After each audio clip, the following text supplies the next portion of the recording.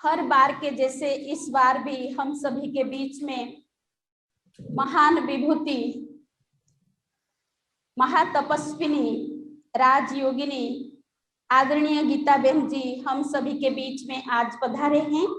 तो सभी करतल ध्वनि से अभिनंदन पहले करेंगे, स्वागत करेंगे। बिल्कुल बहन जी, आपके लिए ये गुलदस्ता है। सुस्वागतम, थैंक यू, स्वागतम, थैंक यू। स्वागत है, अभिनंदन है, अभिवादन है आपका हम सभी सादड़ी के फुलवाड़ी के भाई बहनों के बीच में। आपका नाम ब्रह्मा कुमारी गीता बहन है। आप 12 जुलाई 1971 जामनगर गुजरात में आपका जन्म हुआ है और आपके समर्पित जो डेट है वो 26 मई 1986 में है।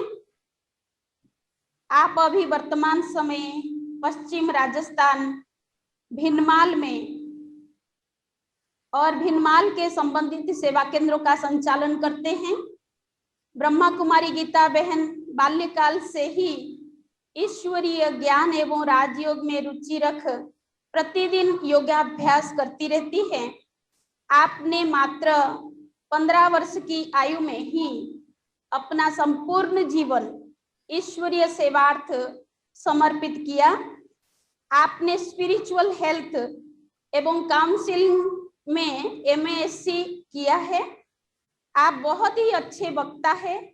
आपने राजयोग प्रशिक्षण, तनाव मुक्ति प्रबंधन, युवा सशक्तिकरण, नारी सशक्तिकरण, संपूर्ण ग्राम विकास आदि विषय कार्यक्रम में देश भर में अपनी सेवाएं देती रही हैं। साथ साथ ब्रह्मा कुमारी के मुख्यालय में आध्यात्मिक सेवाएं समय प्रति समय देती रहती हैं। आप राजयोग एजुकेशन एंड रिसर्च फाउंडेशन के युवा प्रभाग की national coordinator, national core committee सदस्य हैं और ग्राम विकास प्रभाग की विशेष प्रवक्ता है। आपको 2021 के कोरोना काल में सामाजिक सेवाओं हेतु लंदन के WBR world book of records एवं जेनोवा के विश्व स्वास्थ्य संगठन की तरफ से विशेष सम्मानित भी किया गया। सभी जोरदार करतल ध्वनि से अभिनंदन करेंगे। पहले बहुत बड़ा आपको अवार्ड मिला है। आपने youth for global piece project में विशेष प्लानिंग कमेटी में सेवा दी है। आपने ईश्वरीय सेवा Paris, Switzerland, Australia, Italy, Africa आदि, Dubai, Sharjah, Abu Dhabi, Kenya, Nepal आदि सभी जगह जाकर के ईश्वरीय सेवाएं दिया है। आपने भिनमाल क्षेत्र में 114 से अधिक स्वास्थ्य के जांच शिविर का आयोजन किया, जिसके द्वारा लगभग 50,000 से अधिक ग्रामीणों ने स्वास्थ्य परामर्श एवं निःशुल्क औषधि प्राप्त की है। आप खास करके 11 वर्षों से विशेष एक सेवा दे रहे हैं। आप पिछले 11 वर्षों से विशेष जैन धर्म का गहरा चिंतन प्रवचन देती आ रही है। आपके द्वारा दिए गए सम्यक जीवन शैली, राजयोग एवं जैन दर्शन शैली पर टीवी सीरीज, टॉक शो भी बना है। आपके प्रवचन के बहुत सारे टॉपिक्स हैं। ऐसे महान विभूति आज हम सभी के बीच में पधारे हैं, तो आज हम सभी जोरदार करतल ध्वनि से अभिनंदन करेंगे, स्वागत करेंगे। स्वागत है, अभिनंदन है, अभिवादन है। अभी हम बहन जी के मुखारबिंद से सुनेंगे। उससे पहले 2 शब्द है आपके लिए। फूल तो दुनिया देती है खुशियों की इजहार में, फूल तो दुनिया देती है खुशियों की इजहार में। फूलों के रानी हो बहन जी आप, फूलों के रानी हो बहन जी आप। दिल बिछाते हैं आपके स्वागत में, आपके स्वागत में। गुलशन रोशन है गुलों से, गुलशन रोशन है गुलों से, जिस्म रोशन है प्राण से। रात जीव रोशन है सितारों से, रात जीव रोशन है सितारों से। हमारे यह संगठन रोशन है बहन जी आपके नाम से, बहन जी आपके नाम से। अभी हम सुनते हैं गीता बहन जी के मुखारबिंद से आपका जो इतने वर्षों का अनुभव आज हम सब से सुनेंगे। बाबा ने बहुत अच्छे अच्छे बोल आपके अंदर भर के रखा है, बहुत अच्छे अच्छे ज्ञान भर के रखा है। तो चलिए हम सब सुनते हैं गीता बहन जी के मुखारबिंद से। ओम शांति। ओम शांति। सुची बहन, कोई और भी अगर इसमें ज्वाइन करेगा तो जूम में आप ऐड कर रहे हो? हाँ जी, हाँ, तो वो करेंगे एक दो लोग ज्वाइन, इसलिए मैं आपको बोल रही हूँ। जैन तो हमारे देशुरी में सारे बैठे हुए हैं आपके बोल सुनने के लिए, क्योंकि सादड़ी, देशुरी, नाडोल, खिवाड़ा सभी लोग बैठे हुए हैं अपने क्लास में, वो भी सुन रहे हैं। और सादड़ी वाले तो काफी भाई बहन यहाँ बैठे हुए हैं आपके सामने, मैं दिखा रही हूँ आपको, सभी बैठे हुए हैं। हाँ जी, हाँ। काफी भाई बहन, वो मैंने लिंक दी थी, सेंटर पर लिंक दी है, इसलिए वो लोग भी सुनेंगे। तो आप अगर उनको ऐड कर लेंगे, जूम में जो कर रहा है होस्ट उनको बता दीजिए। जो आ रहे हैं जूम लिंक मैंने दी है। हाँ जी, उन्होंने लिंक दी। ओके, हाँ कर रहे हैं। Okay okay, no problem. ओम शांति।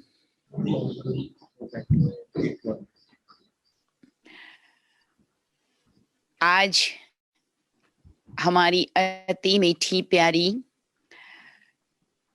और विशेष उमंग उत्साह में रहने वाली योगी आत्मा, विशेष सेवाधारी आत्मा ऐसी सूची बहन ने हमें याद किया और आप सब से मिलने का सौभाग्य दिया। इसके लिए मैं सबसे पहले सूची बहन को बहुत बहुत धन्यवाद करती हूँ। आप उमंग उत्साह की धनी है और सभी में उमंग उत्साह का संचार करती है। ऐसे ही करती रहें, ऐसी मेरी सदा शुभ भावना है। सभी सादड़ी, देसुरी, नाडोल, खिवाड़ा और सभी जगह के भाई बहने जो आज रविवार के दिन और विशेष बाबा तो कहते हैं होलीडे को होली बन करके, यानी बहुत पवित्र भावना से स्नेह मिलन करते हुए मनाना चाहिए। बाबा हमेशा कहते हैं गुरुवार सतगुरु का वरदान पाने का दिन और होलीडे यानी संडे ये है विशेष होली बनने का, अपनी पवित्र आत्मा की पवित्रता को और बढ़ाने का दिन होता है। तो आज के दिन जैसे हम सभी ने अभी अभी बाबा के मधुर महावाक्य सुने, 88 की मुरली, और उसमें हम सब ने कई बहुत दिल की बातें बाबा की सुनी, जिसमें बाबा ने हम बच्चों के प्रति अपनी आश रखी है। बाबा ने 2 आश रखी है, एक बाबा के प्रति कि आप बाबा की कैसे आज्ञाकारी बने, समान बने, और एक ब्राह्मण परिवार के प्रति कि परिवार में हमारी क्या भावनाएं हो, क्या हमारा संकल्प हो, कैसी दृष्टि हो, कैसा व्यवहार हो, सेवा भी रियल क्या है। बहुत ही अच्छी मुरली अभी अभी हम सब ने सुनी।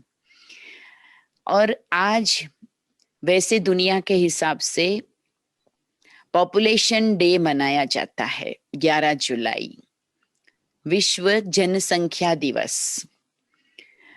बाबा ने तो हम बच्चों को कहा है कि बच्चे आपको तो ब्राह्मण परिवार को और आगे बढ़ाना है, लेकिन दुनिया में जितना बड़ा परिवार उतनी ज्यादा समस्याएं परिवार की भी होती, देश की भी होती।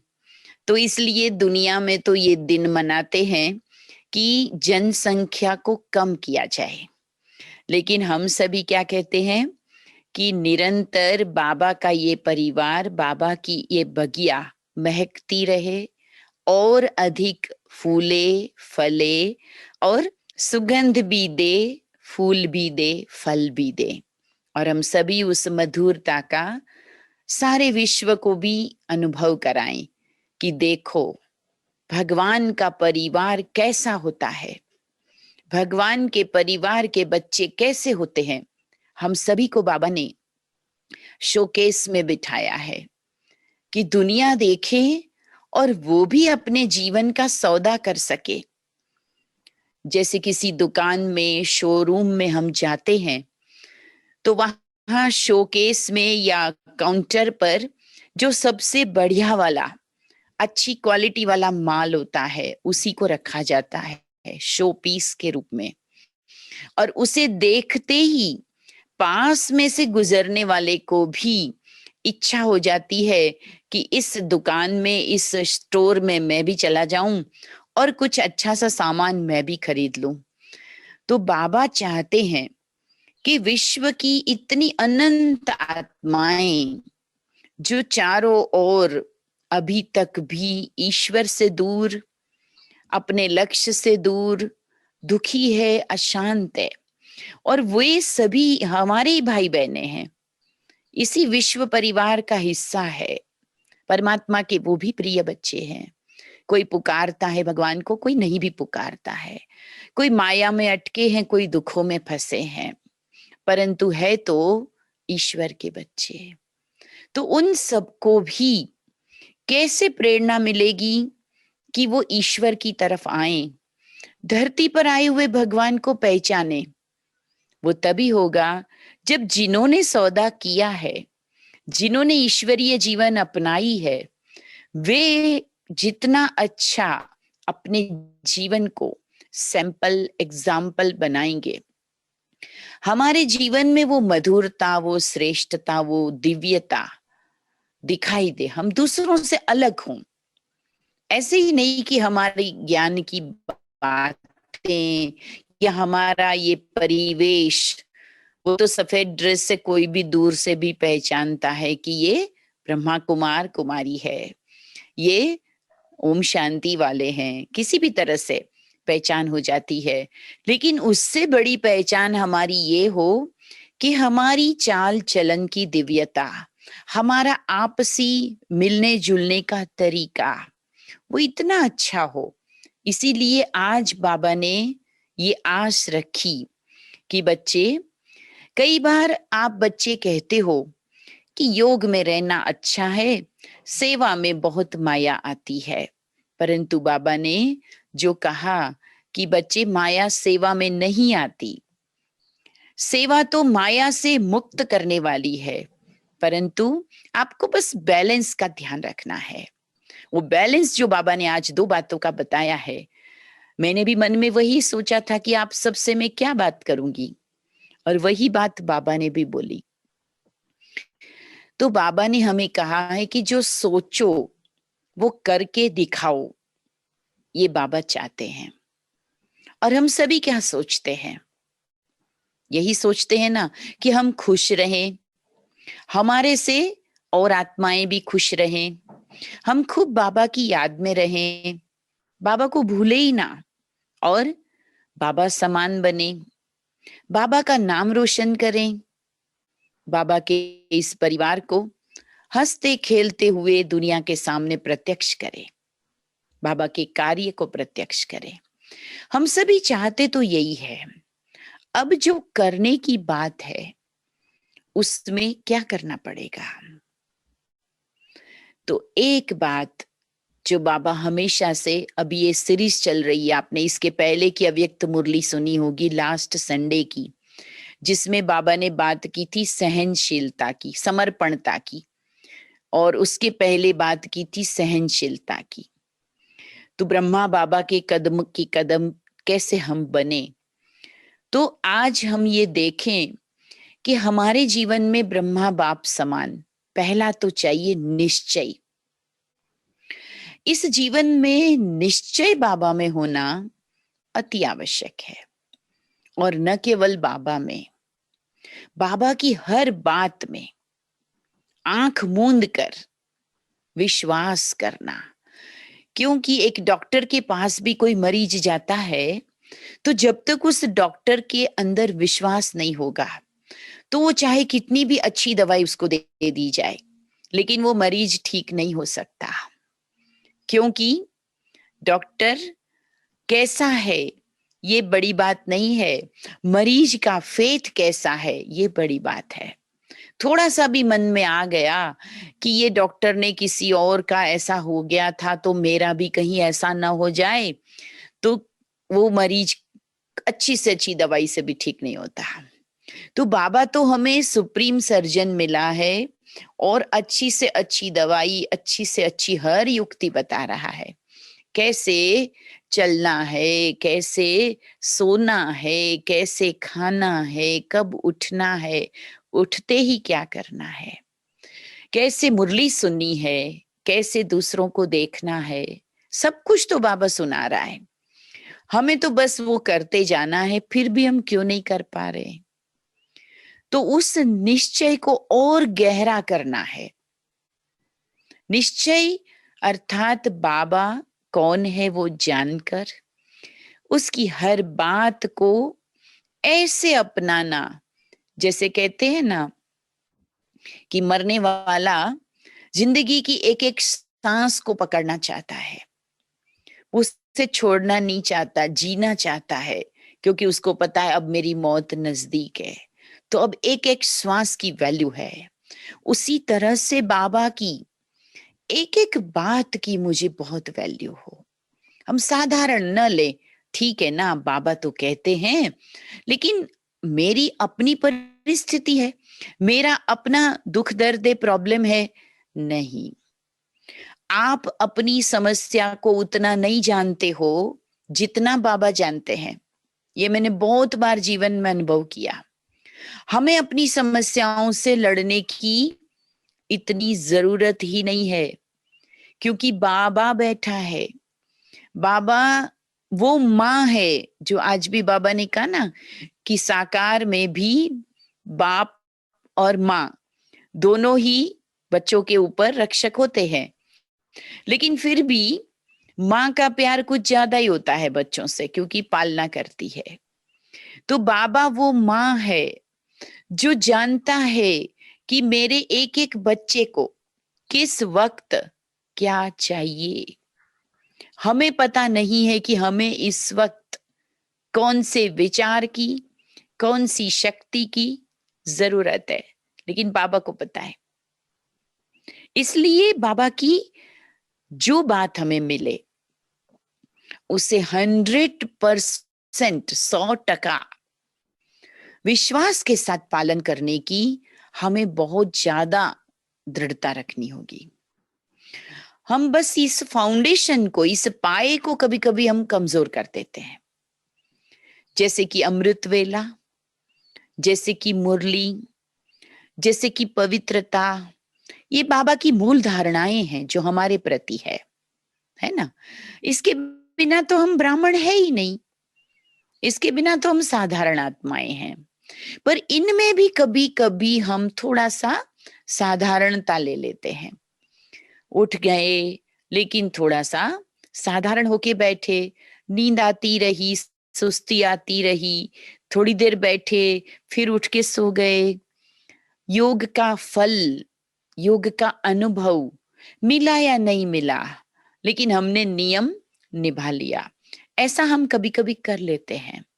फिर आप देखना कि उस दिन सारा दिन कोई ना कोई गलतियां, कोई ना कोई बात पर हम मूंझेंगे, मायूस होंगे और महसूस करेंगे कि आज कुछ तो मन में ठीक नहीं चल रहा है, खुशी नहीं रहेगी। तो बाबा ने मुझे जो भी कहा है उस पर मुझे करके देखना है, ये पहला मेरा संकल्प हर हाल में हो। बाबा कहते हैं ऐसी सेवा छोड़ दो थोड़े समय के लिए कि जो आपको रात को जगाए, थका दे और आप अमृत वेले ना उठ सको। ऐसा काम है तो वो कल पर डाल दो, लेकिन अपने शरीर की घड़ी को देखते हुए, जिसको जैविक घड़ी कहते हैं, बायोलॉजिकल क्लॉक होती है शरीर की। हर एक के शरीर का फ्रेश होने का, फ्रेश काम करने का वो एक टाइम होता है। उसके अनुसार आप टाइम सेट कर लो, लेकिन अमृत वेला, मुरली और बाबा की बताई हुई धारणा, उसको आप साधारण मत लीजिए। इसके बिना तो ब्राह्मण जीवन की श्वास संभव ही नहीं है। तो ये एक तो हम सबको ध्यान रखना है। दूसरी बात, इस जीवन में हम बहुत अच्छा पुरुषार्थ करते हैं, परंतु जो कभी कभी हमारे ही पूर्व जन्मों के संस्कार भी है और कर्मों के हिसाब किताब भी है, तो छोटे मोटे विघ्न आते हैं।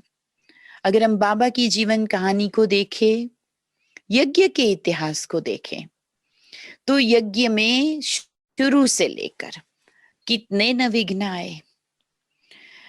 बाबा ने उन सारे विघ्नों को पार किया है ना, और साथी बच्चों ने भी पार किए ना।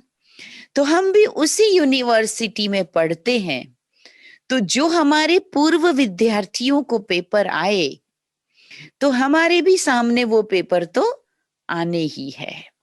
ये तो हो नहीं सकता है कि किसी को तो डिग्री परीक्षा देकर मिली और मुझे वही डिग्री लेनी है पर बिना परीक्षा के लेनी है। ये तो पॉसिबल ही नहीं है, संभव ही नहीं है। तो विघ्न आते हैं। विघ्नों का आना ये पार्ट ऑफ लाइफ है, ये इस ब्राह्मण जीवन का एक हिस्सा है। परंतु उन विघ्नों के समय मेरे अंदर की जो हिम्मत है, जिस हिम्मत से मैं बाबा की बनी हूं, जिस हिम्मत से मैंने ज्ञान मार्ग पर कदम रखा है, वो हिम्मत कभी कभी डगमगा जाती है। हिम्मत के बिना बाबा की भी मदद का अनुभव नहीं होता। ये बात हम जरूर याद रखें। हम कभी कभी हिम्मत छोड़ देते हैं और हाथ पर हाथ धर के बैठकर ये सोचते हैं कि अब तो बाबा कुछ करे, बाबा मेरा साथ दे, बाबा मेरे विघ्न को मिटाए, तब तो ठीक है। लेकिन मेरे से तो अब नहीं होगा, मैं थक गई। ये जो जीवन में कभी कभी आ जाता है विघ्नों के समय, ये बहुत बड़ा हमारे जीवन का रोला है, रुकावट है। हिम्मत कभी नहीं हारनी है। जैसे ब्रह्मा बाबा ने, मम्मा ने, कोर्ट में केस हुआ, धन की कमी हो गई, बीमारियां आई, कई बच्चे भी यज्ञ छोड़कर चले गए। ऐसे ऐसे विघ्न आए ना, लेकिन वो हिम्मत कि ये यज्ञ ईश्वर का है, परम पिता का है, और वो अपने यज्ञ को खुद ही पार करेगा।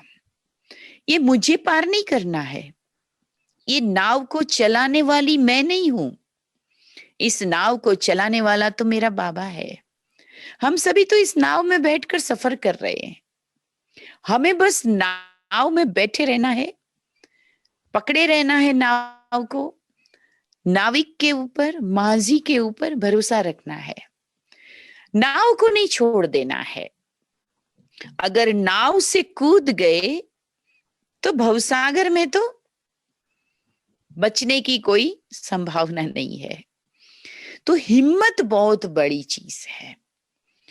हिम्मत, बाबा ने कहा है आपकी तो मदद 100 गुणा बाबा की।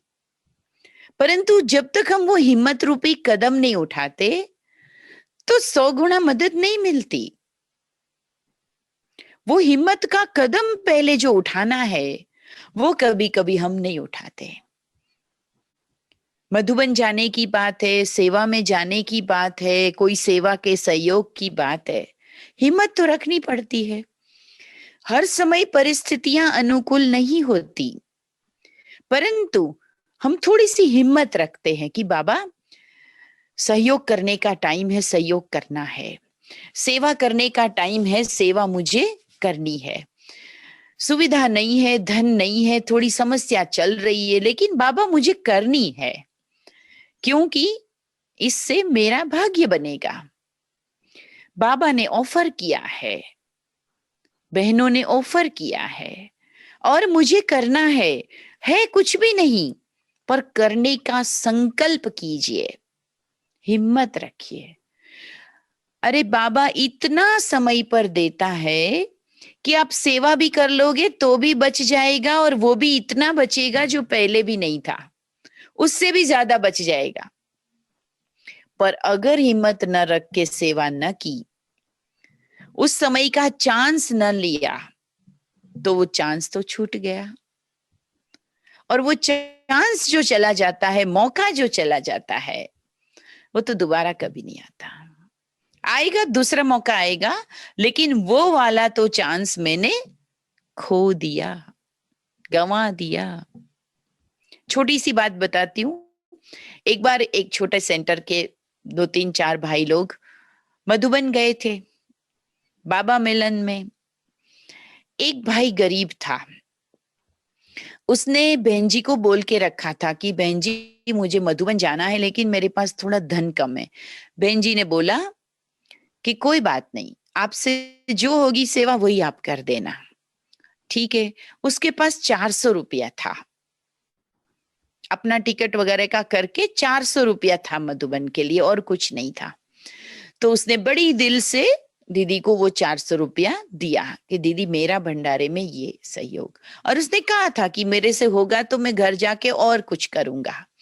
लेकिन उनके साथ जो दूसरे भाई थे, उनको बहन जी ने कहा था भाई मधुबन में सेवा है तो आपको अच्छी सेवा देनी है, आप दे सकते हो, आपके लिए भाग्य बनाने का मौका भी है। लेकिन उन्होंने जब देखा कि हमारे साथ का एक भाई वो तो सिर्फ 400 रुपया कर रहा है ना, तो हमें कहाँ जरूरत है ज्यादा करने की, जबकि वो तो कर सकते थे। परंतु उन्होंने भी सोचा कि नहीं, हम भी उतना ही करेंगे, और वो हिम्मत नहीं रखी, सेवा का चांस नहीं लिया। मेरा अनुभव है, मैं पर्सनल उसे जानती थी। तो वो भाई ने भी उनकी तरह उतना ही सेवा दे दी, जबकि उनकी जेब भरी हुई थी। घर आए तो पता चला कि घर में चोरी हो गई थी, और उस चोरी में इतना चला गया था। फिर वो कहने आया, बहन जी बाबा ने मेरा बचाया नहीं, बाबा ने मेरी रक्षा नहीं की। अब आप सोचिए कि आपकी रक्षा करने वाला तो बाबा बंधा हुआ ही है, परंतु जब मुझे वो संबंध निभाना था, जब मुझे उस रक्षक के लिए कुछ करना था, तब मेरी हिम्मत क्यों गड़बड़ा गई। ऐसे तो हजारों उदाहरण है कि अगर समय पर मैंने हिम्मत रखी तो फिर मेरा इतना गुणा हो जाता है कि जिसका कोई हिसाब नहीं। तो ईश्वरीय जीवन में हिम्मत रखिए। मेरे पास है उससे भी कई गुना ज्यादा पुरुषार्थ की और सेवा की। मुझे हौसला रखना है, हिम्मत रखनी है। और उससे क्या होता है, इतनी प्रभु लीला देखने को मिलती है। ऐसा लगता है कि वास्तव में जो सुदामा को जिसने झोपड़ी की जगह महल बना दिया, ऐसे बाबा के हजारों बच्चों का अनुभव है कि हमने तो चावल मुट्ठी ही सेवा की थी, लेकिन उसने तो महल दे दिया। सुची बहन, मुझे लगता है आपका वो कट हो रहा है। जी चल रहा है, बहुत अच्छा चल रहा है। आपका ये 40 नहीं, वो नोटिस आया 40 मिनट्स वाला तो नहीं है? नहीं 40 मिनट में बंद तो नहीं होता? नहीं, आप आराम से करिए, आराम से करिए, सभी ध्यान से सुन रहे हैं। ओके ओके, थैंक और वो भी पर्दा में सुन रहे हैं, पर्दा में आपको देख रहे हैं, बड़े पर्दे में। You. Okay okay, thank you. तो ये एक तो है हिम्मत। उसके बाद आती है बात बैलेंस की। हिम्मत से हम चलते भी है, पर कभी कभी पुरुषार्थ में बैलेंस की कमी हो जाती है। और वो बैलेंस आज भी बाबा ने बताया कि याद और सेवा। एक तो बैलेंस ये हमेशा बाबा कहते ही है कि जितना ये दोनों पलड़ा आपका बराबर रहेगा तो आपको ब्लेसिंग यानी कि दुआएं, आशीर्वाद मिलती रहेगी। पर कभी कभी हम सेवा में ज्यादा बिजी हो जाते हैं, और सेवा में ही नहीं, सेवा के साइड बाय साइड अनेक प्रकार का विस्तार, कारोबार और अनेक सेवाधारियों को संभालना, फिर सेवा का प्रशासन, एडमिनिस्ट्रेशन, ऐसी कई चीजें होती है सेवा में। हम उसमें अपनी बुद्धि को एंगेज कर देते हैं, और उसके सामने योग वो थोड़ा सा हमारा सेकेंडरी हो जाता है, उसकी प्राथमिकता नहीं रहती है। हम समझते हैं कि हम तो सेवा में इतने व्यस्त है ना, तो आप लोग भट्टी करो, मैं करता हूं, मैं करती हूं, और वो हमारा योग का थोड़ा थोड़ा चार्ट कभी कभी कम हो जाता है। सेवा तो बहुत जरूरी होती है, और जितना मैं सेवा में निमित्त होती हूँ तो मुझे काम ज्यादा होते हैं और बिजी रहती हूँ, ये तो हकीकत है। लेकिन ये बहाना नहीं चलेगा कि मैं सेवा अधिक करती हूँ और उसके सामने मेरा योग कम हो जाता है। तो बाबा ने कहा है हर सब्जेक्ट का अलग अलग मार्क्स है। ऐसा नहीं है कि मैंने सेवा ज्यादा की तो मेरा योग के खाते में उसमें से जमा हो जाएगा, नहीं। सेवा की वो सेवा के खाते में ही जमा रहा, लेकिन योग का खाता वो भी मुझे भरना ही पड़ेगा। तो एक तो ये योग और सेवा का बैलेंस। कुछ आत्माएं ऐसी होती है जिनको सेवा में इंटरेस्ट थोड़ा कम होता है। वो कहते पावन ही तो बनना है, पावन बन के घर ही तो जाना है, अब तो बस योग लगाएंगे। बहन जी हम तो योग लगाएंगे, है ना। योग में रुचि भी है और योग के लिए समय देना अच्छा लगता है। फिर सेवा का जब मौका होता है तभी वो कहते नहीं, मुझे तो योग में रुचि है, इसलिए ना मैं सहयोग करूंगा ना मैं सेवा करूंगा और कोई सहयोग। परंतु ये भी हम भूल करते हैं, क्योंकि बाबा ने कहा है योग से तुम पावन बनोगे और सेवा से तुम जन्म जन्म का भाग्य बनाओगे। पुण्य जमा करोगे, दुआएं जमा करोगे। तो जैसे एक देवता की मूर्ति का आपने श्रृंगार देखा होगा, एक तो देवता के किसी भी अंग को कम नहीं किया जाता है, कभी भी टूटा फूटा कोई अंग नहीं होता। श्रृंगार भी जब तक पूरा नहीं हो जाता तब तक मंदिर में पर्दा भी नहीं खुलता। आप तो श्रीनाथ द्वारे के पास रहते हो, नाथ द्वारे में देखा होगा बार बार पर्दा बंद हो जाता है और लाइन में कितनी भीड़ हो जाए भले, लेकिन जब तक अंदर देवता का श्रृंगार पूरा न हो जाए तब तक वो पर्दा खोला नहीं जाता। क्योंकि मूर्ति वही पूजनीय होती है जिसका सारा ही श्रृंगार कंप्लीट हो, तभी खोला जाता है दर्शन के लिए। तो मैंने भी अपने जीवन में सारे विषयों को साथ लेते हुए अपना आत्मा का रूहानी श्रृंगार अगर न किया तो बताइए मेरी पूजा कैसे होगी, मैं पूजनीय कैसे बनूंगी। अकेला योग, उससे भी पूजा नहीं होगी, अकेली सेवा, उससे भी पूजा नहीं होगी। इसलिए बाबा हमें संपूर्णता के लिए कहते हैं बैलेंस रखो। सभी सब्जेक्ट का बैलेंस मुझे रखना होगा। इसी तरह आज की मुरली में भी बाबा ने एक और बैलेंस बताया कि बाबा के प्रति तो प्यार है, परंतु वैसा ही ब्राह्मण परिवार के अंदर भी फेथ रखो, प्यार रखो। इससे क्या होगा कि जो भी बाबा के बच्चों के साथ में, ब्राह्मण परिवार के साथ में हम रहते हैं, उसमें कभी भी हमारे अंदर व्यर्थ संकल्प चलना, नाराजगी होना, ईर्ष्या होना, मान अपमान का भाव आना, किसी भी प्रकार से किसी आत्मा से टकराव होना, लगाव होना, ये नहीं होगा। देखा जाता है ब्राह्मण परिवार में हमारा स्नेह तो बहुत जरूरी है, परंतु इस स्नेह में भी कभी तो लगाव वाला स्नेह हो जाता है तो भी वो नुकसान करता है। मुझे यही बहन चाहिए, मुझे यही जगह चाहिए, मुझे यही व्यक्ति से मेरा ठीक जमता है, ये जो लगाव वाला स्नेह हो जाता है तब भी नुकसान करता है।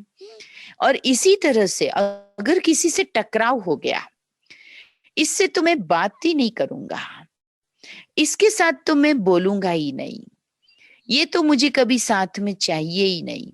तो ये जो बातें हो जाती है तो मन में तो व्यर्थ चलता है ना। देखिए, दो तरह से किसी व्यक्ति की याद आती है जो बाबा की याद में विघ्न पड़ता है। एक तो जिससे लगाव अगर बहुत हो गया तो उसकी भी बड़ी याद आएगी, हर समय चिंतन में आएगा ना। जैसे माँ का बच्चे से लगाव है तो वो खाना खाने बैठेगी तो मेरे बच्चे ने खाया होगा कि नहीं, मेरा बच्चा ठीक है कि नहीं, याद आती रहेगी। इसी तरह से दूसरे तरीके से कैसे याद आता है कोई व्यक्ति, कि जब किसी से हमारा टकराव हो गया तब भी वो व्यक्ति दिमाग में छाया रहता है। प्यार वाला दिल में छाया रहता है और टकराव वाला दिमाग में छाया रहता है। जैसे वो मेरी बात तो नहीं कर रहा है, वो मेरे बारे में कुछ बोल तो नहीं रहा है, वो उधर गया तो मेरा तो कुछ नहीं कर रहा है। इस तरह से चिंतन में वो छाया रहेगा क्योंकि उसके साथ टकराव हो गया। तो बाबा ने कहा है हर आत्मा के प्रति आपको न्यूट्रल भाव यानी साक्षी भाव वाला, और जैसे बाबा की दृष्टि में सभी समान है, इसी तरह से हमें हर आत्मा के साथ समान रहना होगा।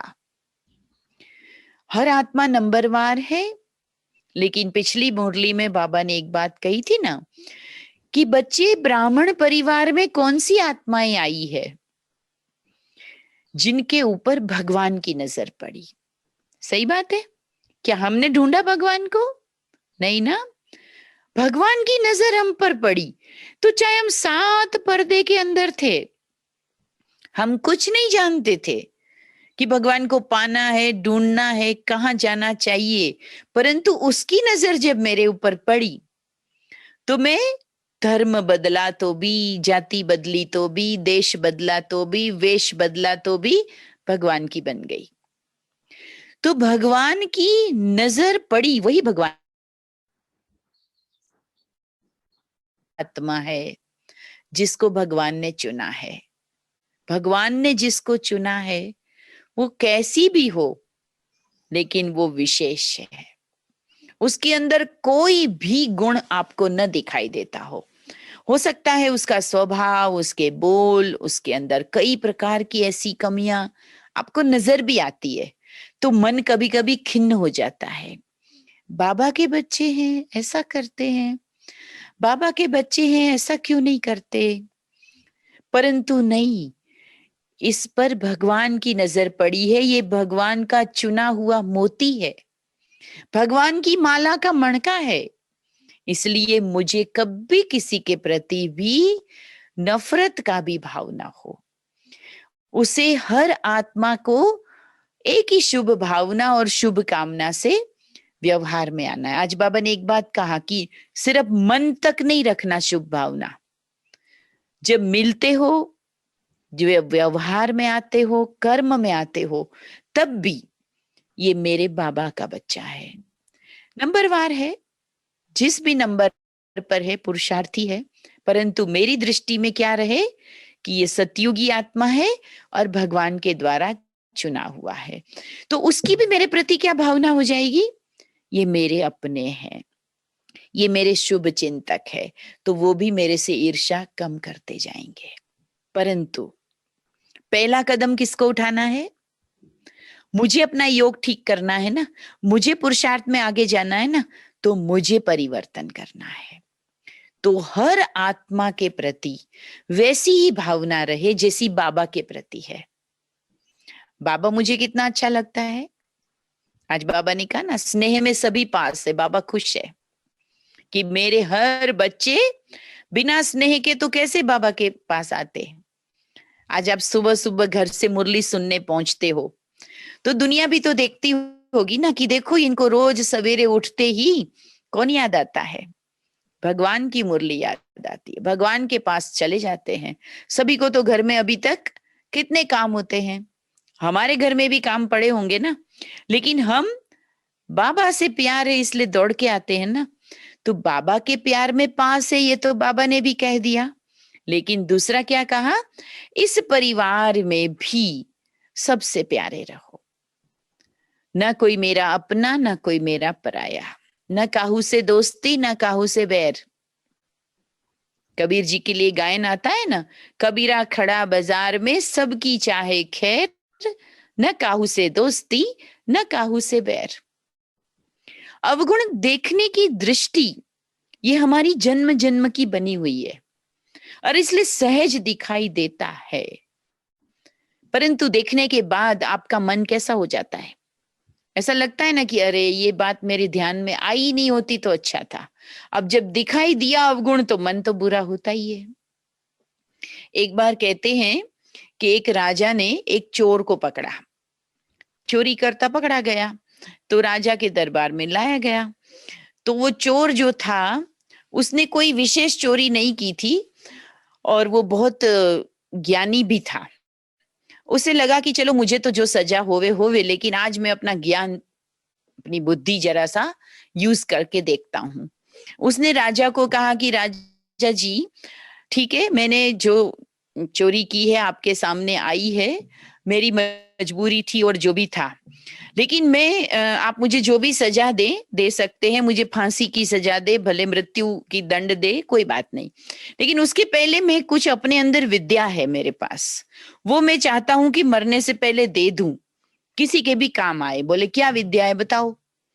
तो उसने कहा कि मेरे पास ऐसी विद्या है कि मैं लोहे को सोना बना सकता हूं। तो राजा ने कही तो अच्छी विद्या है भाई, तो ठीक है आप बना के दिखाओ। बोले हाँ मैं चाहता हूं कि मुझे आप लोहा लाके दीजिए और मैं उसका सोना बना के देता हूं। तो बोला ये तो बहुत अच्छी बात है, अभी मंगा देते हैं, है ना। तो बोले पब्लिक में से भी आप जिससे भी घर से सोना जिसको भी बनाना है उससे भी मंगा लो, मैं आपको समय देता हूं। जब सब जगह से बोले लोहा मंगा लो, मैं उसका सोना बनाऊंगा। सब खुश हो गए कि ये तो चोर भले है लेकिन ये तो बड़ा होशियार है। तो उसने कहा कि लेकिन मेरी एक शर्त है। बोले क्या है? बोले शर्त ये है कि लोहे से सोना बन जाएगा, लेकिन उसका बनेगा जिसने जिंदगी में कभी भी चोरी नहीं की होगी, उस व्यक्ति का लोहा सोना बन जाएगा। तो सभी सोचने लगे कि अच्छा हमने कभी चोरी तो नहीं की। तो सबको याद आया कि बचपन से लेकर मैं चेक तो कर लूं, नहीं तो मेरा सोना बनेगा नहीं और सबके बीच में मेरी भी बेइज्जती हो जाएगी। तो सब याद करने लगे कि हाँ मैंने अपनी माँ से झूठ बोला था, मैंने बचपन में चोरी से ये खाया था, किसी ने कहा मैंने बचपन में स्कूल में ये कर लिया था, किसी ने कहा मैंने परिवार में ये छुपा लिया था, मैंने वो कर लिया था। सबको याद आने लगा। फिर राजा के ऊपर बात आई, तो राजा जी आपने कोई चोरी तो नहीं की, आपने कभी कुछ छुपाया तो नहीं, आप भी देख लो। तो उसने भी अपने मन में याद करना शुरू किया। तो उसके भी मन में आया कि हाँ भाई मैं अपनी रानी से छुप के और एक बार गया था तो वहां मुझे कोई कन्या अच्छी लगी और मैंने उसको अपना लिया, लेकिन फिर मेरी रानी से मुझे डर लगा तो उसको मैंने वहां पर ही छोड़ दिया, तो ये बात मैंने छुपा दी थी। ऐसे कई सबको याद आने लगा। तो चोर ने अंत में कहा कि जब सब चोर है, जब सबने कभी न कभी झूठ बोला है, तो सजा मुझे अकेले को क्यों दे रहे हो? फिर सबने कान पकड़ा कि वास्तव में किसी और को उंगली दिखाने से पहले हर एक को सोचना चाहिए कि वो चीज मेरे में तो नहीं है।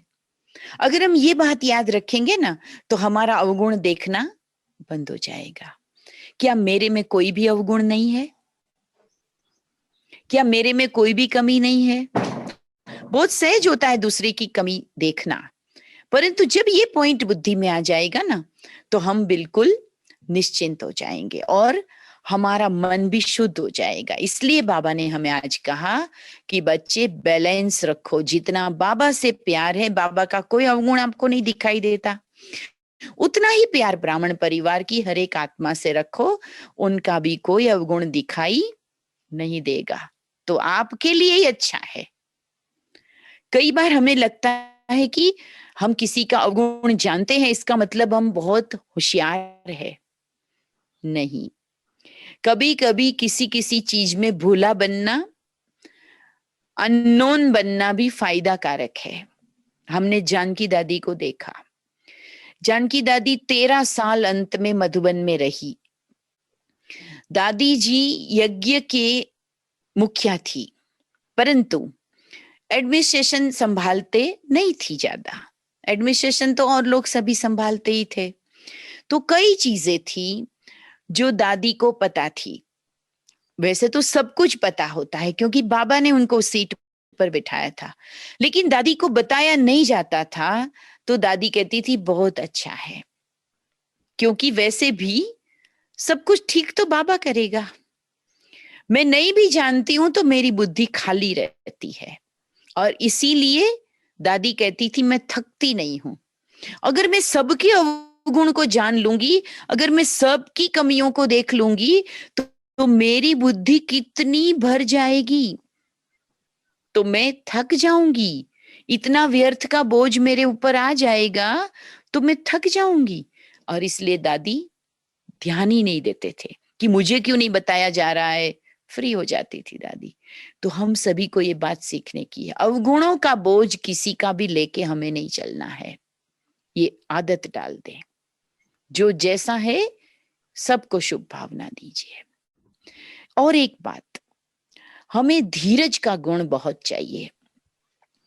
बहुत बार हम कोई भी बात हो जाती है उसमें तुरंत रिएक्ट करते हैं, तुरंत जवाब देते हैं, तुरंत हम विरोध कर लेते हैं, तुरंत हम दुखी हो जाते हैं, तुरंत हमारा क्या कहेंगे हिम्मत नहीं रहती है, या हम फल नहीं मिलता है तो उदास हो जाते हैं। अरे इतनी सेवा की, फल नहीं मिला, इतना मैंने प्यार दिया, उन्होंने तो मुझे दिया ही नहीं, इतना मैंने उनका अच्छा सोचा, उन्होंने तो फिर भी मेरी बुराई कर दी। धीरज रखिए, आपका कर्म जमा हो रहा है, आपके कर्मों के बैलेंस के ऊपर भरोसा रखिए। अच्छाई भी जमा होती है तो बुराई भी जमा होती है, और समय आने पर ही वो बीज फल देता है। तो समय आने तक यानी फल लगने तक हमें क्या करना पड़ेगा? धीरज रखना पड़ेगा। वो धीरज कभी कभी हम भूल जाते हैं और हम इम्पैशंस हो जाते हैं, अधीर्य हो जाते हैं, और अधीर्य होके जल्दी से उदास भी हो जाते हैं। कुछ नहीं मिला, देखो इन्होंने मेरा कुछ कदर नहीं की, मैंने इनका इतना किया, मैंने इनका ये किया। नहीं, आपके श्रेष्ठ कर्म का समय आएगा और आपका नाम भी होगा, आपको मान भी मिलेगा, आपको फल भी मिलेगा, आपको सुख भी मिलेगा। परंतु तब तक आप बदल नहीं जाना, तब तक आप अपनी अच्छाई से दूर नहीं हो जाना, अच्छाई में बने रहना, इस नाव में बने रहना। ये एक बहुत जरूरी पॉइंट है। और एक चीज जो हमेशा से हमारे इस ब्राह्मण जीवन में हमें तकलीफ देती है, वो है मान शान का विघ्न। और बाबा ने हमें कहा है सबसे बड़ा मान वो है, तुम्हें भगवान ने दिया है वो मान है।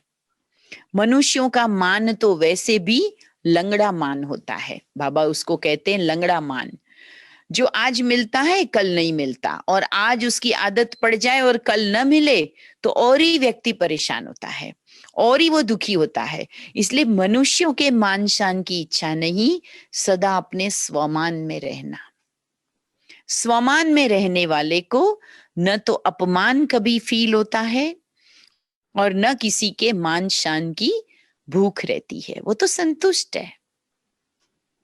मीरा को दुनिया ने मान दिया, उस वक्त तो नहीं दिया ना, वो तो दीवानी थी, सच्ची भक्तिन थी, पर उस वक्त तो मान नहीं मिला ना, परंतु वो लगी रही। तो आज मीरा का एक मनुष्य होते हुए भी मंदिर बना हुआ है। जग याद करता है, जब भी कृष्ण का नाम आता है तो जैसे साथ में राधा का नाम आता है, वैसे मीरा का भी एक भक्त होते हुए भी नाम आता है कि भाई मीरा कृष्ण प्रेम की दीवानी थी। तो मान शान नहीं, अपने स्वमान में। मीरा अपने स्वमान में रहती थी, मुझे तो गोविंद मिला है, मुझे तो दुनिया की फिक्र नहीं, क्योंकि मेरा तो गिरधर गोपाल दूसरा न कोई। तो बस प्रभु प्यार में और अपने स्वमान में रहना है हमको।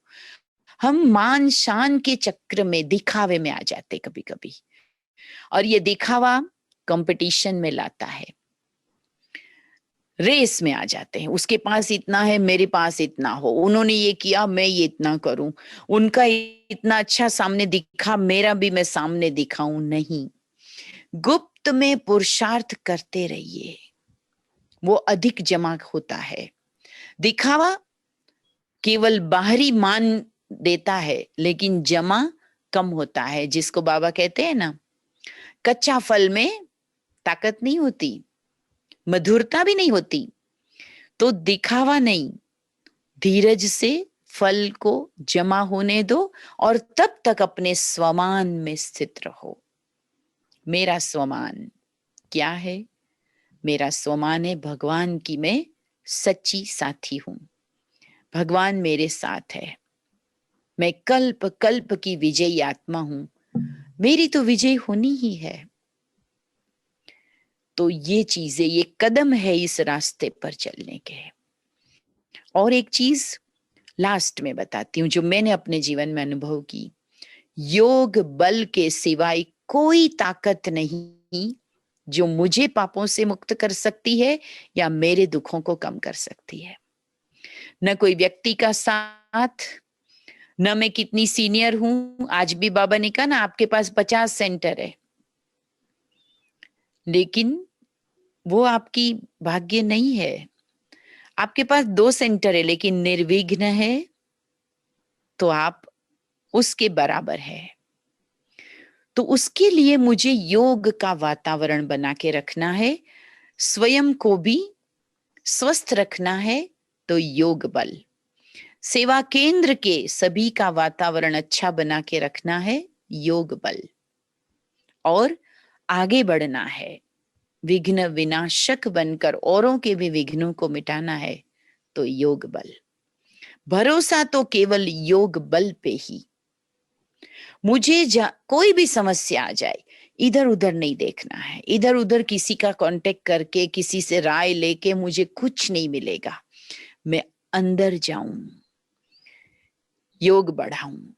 बड़ी दादियां क्या करती थी, कितना भी बड़ा यज्ञ में विघ्न आता था, सबको कहती थी सब लोग संगठित भट्टी करो, सब योग में बैठ जाओ, बस बाबा आप ही चमत्कार करेगा, आप ही सब कुछ होगा। इसको मिलूं, इसको मिलूं, इसके पास जाऊं, उसके पास जाऊं, नहीं। तो योग बल का मुझे भी अपने जीवन में बहुत अनुभव है। सूचीबेन जानती है, हम लोग साथ में ही थे जब मैं फालना में थी। मुझे यहाँ पर ट्यूबरक्लोसिस की गांठ हुई थी और उसका टीबी भी 3rd लेवल का हो गया था। बहुत ज्यादा एक साथ तकलीफ आई थी। उसकी दवाई जब शुरू की थी टीबी की, तो दवाई से मेरा लीवर खराब हो गया था और उल्टियां ही बंद नहीं होती थी, एक कण अनाज का पेट में नहीं रहता था। और टीबी भी ऐसा था कि उसकी दवाई भी लेना था और दवाई सूट नहीं होती थी।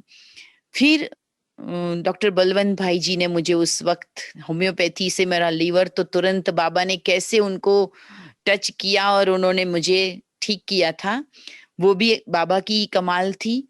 लेकिन उस वक्त मैंने जो अमृत वेले योग का अनुभव किया,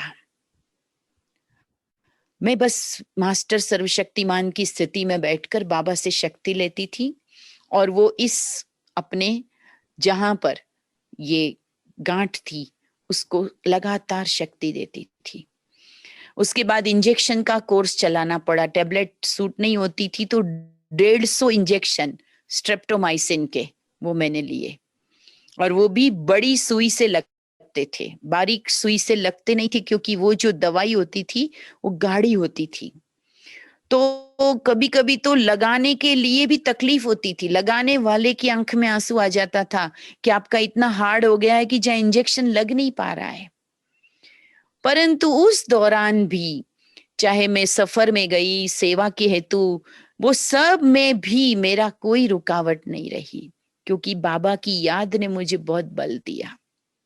बहुत बार बहनें भी घर में थोड़ा सा ऐसे न्यारी रहती है, क्योंकि तब तो ट्यूबरक्लोसिस से बहुत डर लगता था, अभी तो इतना नहीं लगता है, लेकिन ये बात तो आज से 25 साल पहले की है। तो ट्यूबरक्लोसिस का, टीबी की दवाई भी तब तो थोड़ी निकली थी तो लोगों को लगता था इससे दूर रहो, अछूत की तरह रहो, थोड़ा सा इनसे दूरी रखो, इस तरह से। तो बहुत फीलिंग होती है ना, उम्र भी छोटी होती है, घबराहट होती है। लेकिन बाबा की याद ने मुझे इतना मजबूत किया, मैंने बाबा को बोला अगर इस तन से सेवा लेनी है तो आप इसे ठीक कर दो, वरना उठा लो, हम तो है ही बाबा के। परंतु जो भी कुछ किया वो बाबा ने किया।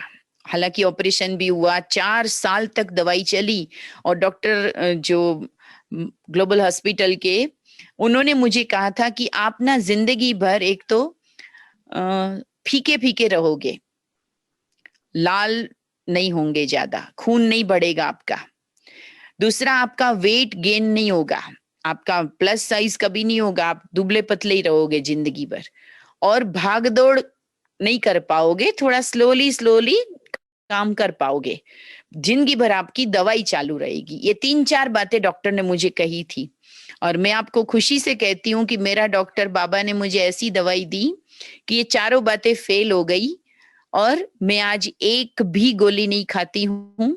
और आज 50 साल की उम्र में बाबा ने मुझे बिल्कुल स्वस्थ रखा है, क्योंकि वो योग जो उस वक्त किया उसने मुझे बहुत मदद दी। और आज भी उसी अमृत वेले के योग की मुझे बहुत इम्पोर्टेंस है, और हम सभी को होनी चाहिए।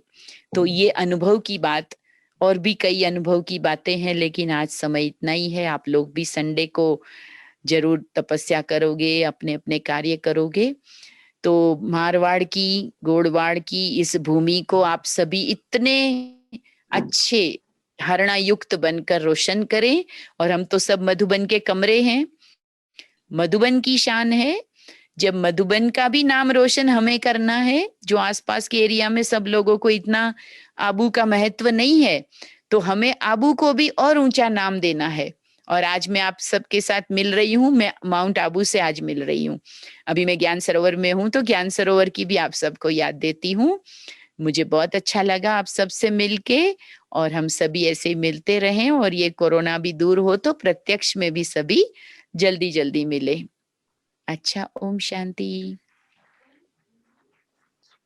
हम सबको भी बहुत अच्छा लगा, आपके बहुत सुंदर अनुभव के बोल सुन करके सब गदगद हो रहे हैं। आपको सच में दिल से बहुत बहुत धन्यवाद। मैं बहुत समय से चाह रही थी कि आपको यहाँ ऑनलाइन लाऊं, और आज वो साकार हुआ है। और आप ऐसे ही स्वस्थ रहे, मस्त रहे, और दिल से बाबा की सेवा करते रहे। ये हम सभी ब्राह्मण परिवार की ब्लेसिंग है। बहन जी बहुत बहुत दिल से धन्यवाद। अभी आप सभी को देख सकते हैं, सभी भाई बहनें थोड़ा सा खड़े हो जाएं, खड़े हो जाओ। 1 मिनट बहन जी, देखिए पूरा हॉल भरा हुआ है। सभी भाई बहनें थोड़ा हाथ खड़ा करिए, सभी दिल से, पूरा हॉल भरा हुआ है खचाखच। बहुत अच्छा, बहुत अच्छा। और दूसरी बात है ना, देसुरी से ये अपने नाडोल में और खिवाड़ा में सभी आपको देख रहे हैं, अनुभव कर रहे हैं। अगला क्लास हम देसुरी में रखेंगे अगले संडे में, और हर संडे हमने बुकिंग किया है कि हर संडे सादड़ी में भी क्लास होगा और दूसरे संडे देसुरी में क्लास होगा।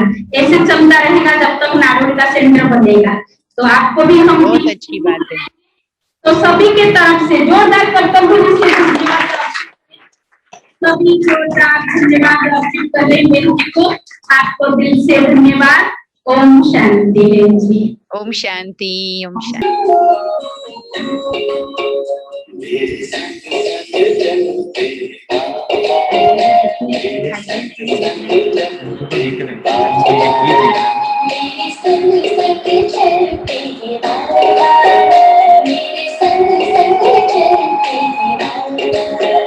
जैसे गगन में चाँद चलता है उनकी किरणों की छाया दिल हर पल रहता है। जैसे गगन में चाँद चलता है उनकी किरणों की छाया दिल हर पल रहता है। मेरे संग संग चलते हैं बाबा, मेरे संग संग चलते हैं बाबा, मेरे संग संग चलते हैं बाबा, मेरे